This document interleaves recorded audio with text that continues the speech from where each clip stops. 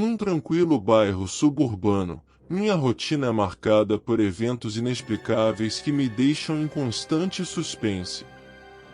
Vivo com meu marido e minha filha pequena, mas na maior parte do tempo, é apenas minha bebê de 2 anos e eu. Meu marido sai de casa às 5 da manhã e só retorna por volta das 18 horas, deixando-me à mercê de experiências que desafiam a lógica. Uma janela de vidro, que embeleza a sala de estar, tornou-se o epicentro de estranhos acontecimentos. Um som peculiar, semelhante a unhas afiadas batendo no vidro, ecoa durante o dia.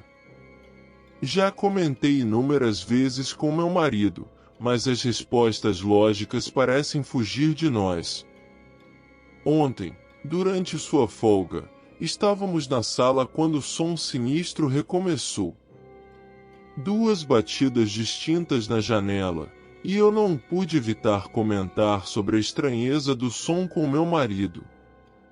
Meu marido, normalmente cético, sugeriu que poderia ser reflexo do sol, mas ontem o sol não brilhava. A situação é tão desconfortável que, nos fins de semana, quando estou prestes a visitar minha mãe, meu marido insiste em me acompanhar. Ele confessa sentir-se observado quando está sozinho, escutando passos inquietantes pela sala. Às vezes, enquanto minha filha está dormindo, percebo sombras brincando de esconde-esconde atrás de mim e, ocasionalmente, escuto o choro de uma criança vindo de cômodos diferentes da casa. Em um dos episódios mais aterrorizantes, enquanto minha filha estava na casa da minha sogra, eu estava lavando roupa sozinha quando vi uma criança correndo atrás de mim. Surpreendida, pensei que talvez minha filha tivesse sido deixada sem aviso, mas, ao procurar pela casa, não encontrei ninguém. Em seguida, uma visão perturbadora surgiu, mostrando minha filha se afogando na banheira cheia de água no banheiro. Corri até lá, mas ela não estava lá, fiquei preocupada. Parei por um momento e me lembrei de que ela ainda não voltou. Em meio a uma aflição silenciosa, comecei a rezar. Os eventos inexplicáveis persistem, incluindo a vez em que ouvi a voz furiosa do meu irmão enquanto estendia roupas lá fora. Seu grito ecoou em meus ouvidos como se ele estivesse ao meu lado, mas ao olhar ao redor, não havia ninguém além do silêncio inquietante. Nesse exato momento comecei a suar frio, e ficar apavorada com bastante medo, pois meu irmão veio a falecer há 11 anos atrás. Diante de tudo isso, fico intrigada e assombrada. Nas visões e sons que permeiam meu lar, questiono-me sobre as explicações religiosas ou sobrenaturais que poderiam lançar luz sobre esse mistério perturbador. O que, afinal, poderia ser a origem desses eventos inexplicáveis?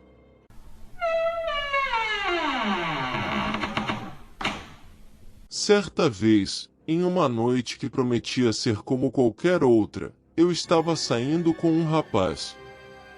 Tínhamos tido alguns encontros, e naquela noite, decidi ir dormir na casa dele. Embora soubesse que ele não buscava nada a sério por estar recém-separado, estávamos aproveitando o momento e nos curtindo. Ele me buscou no trabalho e me levou para seu pequeno, mas bem dividido apartamento. 2 quartos, sala, 2 banheiros, sendo um suíte. O outro quarto guardava as lembranças do filho dele. Desde o momento em que entrei na casa dele, senti uma energia estranha, mas atribuí isso ao cansaço. Ele ficou na cozinha preparando o jantar enquanto eu tomava um banho. O ambiente era acolhedor, mas algo me incomodava. Como alguém sensível às energias, senti que algo não estava certo. Tentei ignorar esse pressentimento e aproveitar a noite. Jantamos, assistimos a um filme. Por volta das 23h40, fomos dormir. Na madrugada, fui despertada por um som inconfundível, alguém arranhando o colchão. O barulho penetrante das unhas se arrastando ecoava pelo quarto. Assustada, virei-me na cama e deparei-me com uma figura grotesca no pé da cama. Era alto, meio forte, com cabelos espelhados e assanhados, alguns curtos e outros longos. Vestia trapos rasgados, pretos com cinza, e exibia dentes afiados. Seus olhos eram vermelhos, e um sorriso macabro adornava seu rosto. A vibração de medo preenchia o quarto enquanto a entidade continuava a arranhar o colchão. Eu, paralisada de terror, chamei baixinho pelo rapaz ao meu lado. Tentei trocar de lugar na esperança de que ele também visse a criatura, mas ele apenas mudou de posição e voltou a dormir, alheio à presença sobrenatural. A coisa permaneceu ao longo da noite, continuando seu estranho ritual. Ao amanhecer, decidi me vestir rapidamente e sair. Não mencionei nada ao rapaz. Desde então, evitei qualquer contato com ele. Tenho quase certeza de que a entidade emanava do quarto do filho dele, onde a energia parecia mais concentrada. Palavras de maldição lançadas pela ex-namorada, que não aceitava o fim do relacionamento, ou a presença de pessoas que ele trouxera para dentro de casa, podiam ter sido o catalisador para aquela experiência assustadora. Fiquei marcada por aquela noite, aprendendo a lição sobre as consequências de se envolver com energias negativas e pessoas que carregam consigo um passado sombrio.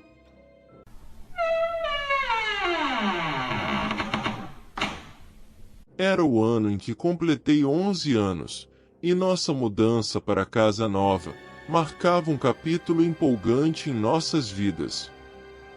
No nosso bairro, uma prática curiosa entre os vizinhos consistia na troca de uma estátua, ou imagem de um santo religioso, uma espécie de tradição para abençoar os lares. A imagem do santo passava uma semana em cada casa. Ao chegarmos à nova casa, uma estátua de Ave Maria foi entregue a nós. Mesmo sendo uma família praticante do candomblé, decidimos aceitar a imagem, sem suspeitar dos eventos extraordinários que se seguiriam. Durante aquela semana, o clima começou a mudar. A imagem de Ave Maria, aparentemente abençoada, revelou-se carregada de uma aura sombria. Minha mãe começou a avistar vultos pela casa, enquanto minha irmã afirmava ouvir vozes inquietantes. Em uma ocasião, estávamos reunidos na sala, quando batidas misteriosas ecoaram do quarto, onde a imagem estava guardada. No entanto, minha experiência foi a mais aterrorizante. Após cerca de 5 dias com a imagem em nossa casa, deparei-me com uma visão assustadora na porta do meu quarto. A estátua, originalmente com 30 centímetros, manifestou-se diante de mim com a estatura de uma pessoa, estendendo os braços na minha direção. Um arrepio percorreu minha espinha, e em um impulso de pavor, corri o mais rápido que pude. Meus pais, percebendo a intensidade dos acontecimentos, decidiram remover a imagem da casa e realizar uma purificação espiritual.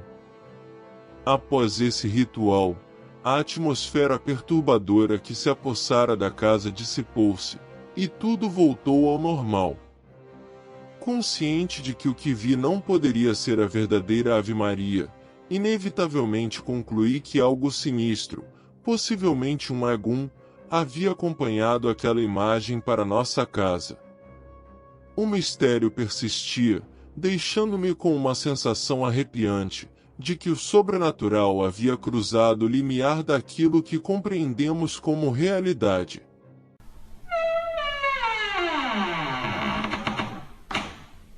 Era uma noite de outono, onde as sombras dançavam ao sabor do vento que sussurrava segredos sombrios entre as árvores. Na acolhedora casa de campo, Maria observava seu filho, Lucas, deitar-se inquieto. Uma aura de inquietação pairava sobre ele ultimamente, acordando todas as noites pontualmente às 2 horas, alegando vislumbrar um homem feio no telhado. Maria, dividida entre a descrença de seu marido Pedro, que insistia que eram apenas pesadelos, induzidos pelas histórias assombrosas das irmãs mais velhas de Lucas, e sua intuição maternal, sentia uma inquietude crescente. Havia algo mais naqueles relatos que desafiava uma explicação trivial. Desesperada, Maria buscou orientação na sabedoria da sua mãe. Uma mulher de fé aconselhou-a a ensinar a Lucas a oração do Santo Anjo, a fazer o sinal da cruz e a colocar um galho de manjericão sob seu travesseiro. A relutância de Maria cedeu diante da necessidade, e ela seguiu os conselhos maternos. Por 2 noites, uma falsa sensação de normalidade retornou à casa. Contudo, na 3ª noite, Maria acordou com um pressentimento sombrio. Ao verificar o relógio, constatou que eram exatamente 2 horas da madrugada. Um frio arrepiante a envolveu enquanto se dirigia ao quarto de Lucas. Para seu horror, a janela estava aberta, o vento uivava e o quarto encontrava-se vazio. Aterrorizada, Maria olhou para cima, e lá, no telhado, vislumbrou uma figura sinistra, mal iluminada pela fraca luz da lua. Era o homem feio que assombrava os sonhos de Lucas. Sem hesitar, Maria correu para o quarto do filho, encontrando-o tremendo de medo. Abraçou-o com força, recitando a oração do Santo Anjo, enquanto o vento rugia lá fora. Um estrondo súbito ecoou pela casa, e ao olhar para a janela, o homem feio estava agora lá, com olhos vazios e um sorriso macabro. O coração de Maria batia descontroladamente. Agarrando Lucas, fugiram para a escuridão da estrada deserta. Não ousaram olhar para trás até estarem a uma distância segura. Ao amanhecer, com a ajuda da polícia, retornaram à casa, mas não havia rastro do homem feio. Desde aquela noite, Maria e Lucas nunca mais o viram, mas a lembrança daquela experiência assombrosa permaneceu, uma sombra recordatória de que o mal pode se esconder nas profundezas mais obscuras, esperando a oportunidade de emergir.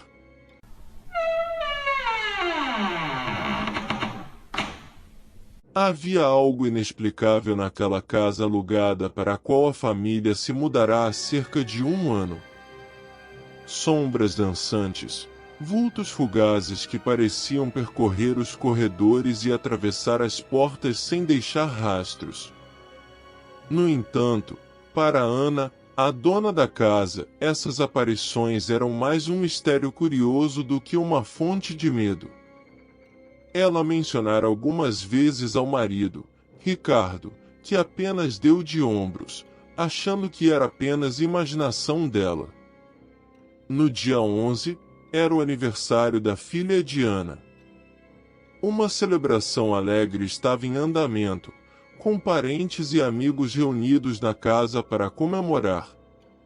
Enquanto Ana estava ocupada com os preparativos, seu marido e cunhado levaram as meninas para a casa da irmã dele para algumas atividades especiais. No entanto, algo estranho aconteceu naquela noite. Enquanto Ana estava na cozinha, ajudando sua cunhada a preparar alguns doces. Esta última mencionou algo que fez o ar gelar ao redor delas. Ué, as meninas não foram com o pai? Perguntou a cunhada, confusa.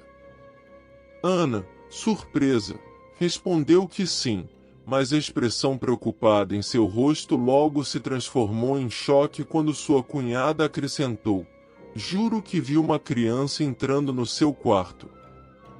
Um arrepio percorreu a espinha de Ana, que trocou olhares tensos com sua mãe, presente na cozinha naquele momento.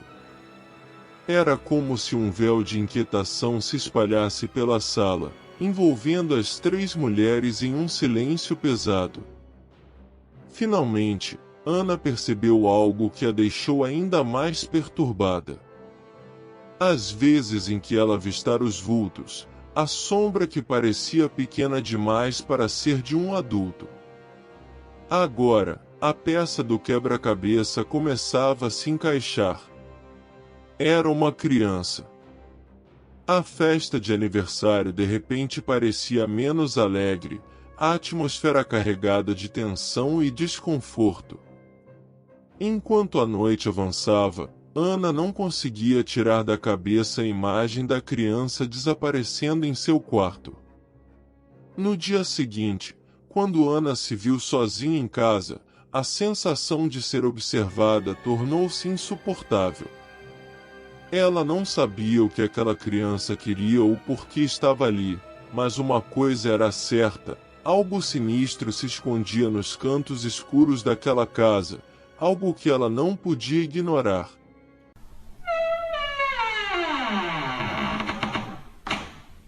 A escuridão da noite parecia mais densa naquele período em que eu e meu namorado lutávamos contra o sono. Uma estranha sensação nos envolvia sempre que acordávamos, como se tivéssemos perdido horas preciosas de descanso. O ponteiro do relógio, invariavelmente, apontava para o horário inquietante de 2h42 ou 2h52. Apesar da sensação de um sono prolongado, acordávamos cansados e sonolentos, incapazes de explicar o fenômeno que nos atormentava. Decidimos enfrentar esses episódios juntos, combinando de orar sempre que essa experiência recorrente nos visitasse.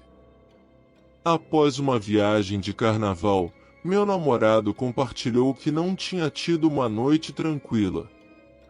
Na madrugada seguinte, às 3h32, acordamos novamente com aquela sensação peculiar. Perguntei a ele se também havia experimentado o mesmo desconforto, e a resposta afirmativa aumentou ainda mais nosso mistério noturno. Naquela noite, enquanto meu sono permanecia leve e desprovido de sonhos, uma presença sinistra fez-se presente em minha mente. Vi e senti um homem levantar-se no pé da cama e se aproximar silenciosamente de minhas costas. Ao abrir os olhos, deparei-me com a sombra de um homem, de semblante indistinto, parado ao meu lado. O pavor foi tão avassalador que instintivamente cravei as unhas em meu namorado, que acordou com meu gesto desesperado. Naquela noite, o sono se tornou um desafio intransponível. Ao despertar na manhã seguinte, uma marca inexplicável adornava o colo do meu peito, como uma lembrança perturbadora do encontro com a sombra noturna.